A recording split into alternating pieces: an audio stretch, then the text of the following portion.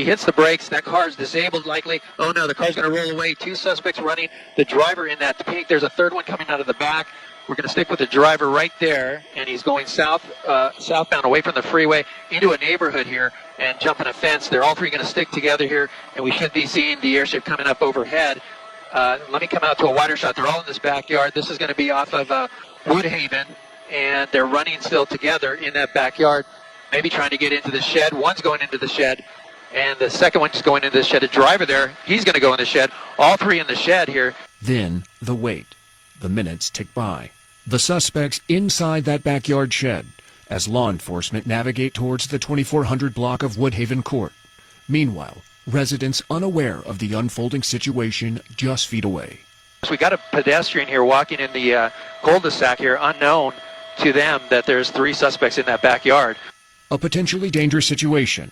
No word on whether the hiding suspects are armed as they get comfortable inside the shed.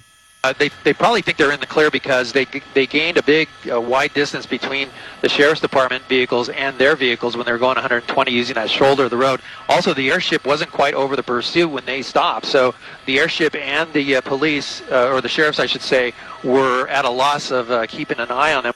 The three suspects not in the clear as responding officers arrive on scene. Here we go. We have, this is going to be Simi Valley PD that have the cul-de-sac now blocked off here, and we should be seeing them advance into this backyard to make the arrest. You hope the homeowners there are not at home right now as all of this is unfolding. Three suspects hiding in the shed after a high-speed pursuit. Officers assess the scene as backup rushes to their location. It looks like they're not sure exactly which house it is because they didn't have the airship overhead. They didn't get the direct address to it, so they're just kind of keeping an eye on all three of those homes there in the screen. But yeah, that's the situation right now. We'll see them make an approach soon once they figure out which house it is. Guns drawn, law enforcement closes in. The situation increasingly tense as deputies from Camarillo and Moore Park and officers from the Simi Valley Police Department decide their next move. Looks like that's the Sheriff's Department helicopter there overhead. There is now black and white units behind the car that was abandoned on the side of the road, and police units have now all but surrounded the backyard where these three suspects are hiding. I am just kind of curious, Gil, do police ever reach out to you or law enforcement reach out to you if you were able to spot something in the air that they maybe hadn't caught up to yet?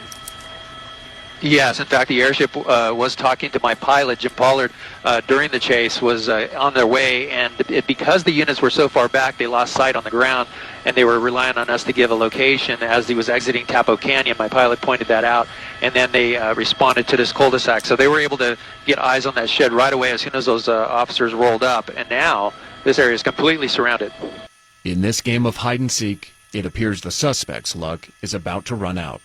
So far, no activity in the shed. They're not coming out, and we should be seeing the police move in a little closer or put out a call to that shed to come out with their hands up. Hopefully the call out from the officers here on the loudspeaker might bring them out of the shed. They have nowhere to run. They have nowhere to go. They're completely surrounded. That should be the sense that they get to come out with their hands up and surrender, but it doesn't always work out that way.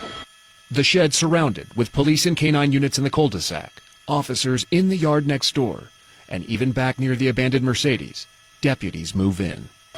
Yeah, they feel confident enough to do this. They're going to move in to the gate, possibly open the gate and move into the shed. We'll see. But at this point, no movement from the shed at all. We'll see if they give a call out as they get close to the fence. And as they are there now, we'll see what happens if they go try to open that gate. Let's see if it's locked. He's going to reach over. Unlocked. That's good. And they're going to move right in. So they're just feet away from those three suspects. Sure. A very tense situation right now. Those officers don't know if these suspects are armed, what they are capable of, or what their intentions are. So a very tense situation. As police act carefully here, you can see they've got a shield, guns drawn. Deputies here move in to apprehend these suspects. Nowhere to run. The suspects know the game is up and open the shed door. Out. Here they come. All right, they are coming out with their hands up. And that's a wise decision. That was the rear passenger. That's the driver in the pink. And the front passenger in the black hoodie. They're laying down The guy in the black hoodie wanted to take a picture, looked like. Yeah, that is not, do not do that. That is not what we want to see. That's not what Sheriff's Department wants to see with guns drawn, is a hand in a pocket. Not wise to do that in front of multiple law enforcement officers with a gun on you. But it would appear that they are complying right now. They're laying on the ground with their hands above their heads, just like officers are telling them to do. And they will soon be taken into custody and taken to jail. The 3 suspects, ages 15 to 28, are taken into custody, arrested for organized retail theft and conspiracy. The driver hit with additional charges of evading and child endangerment. The 2 adult suspects are booked and post bail. The juvenile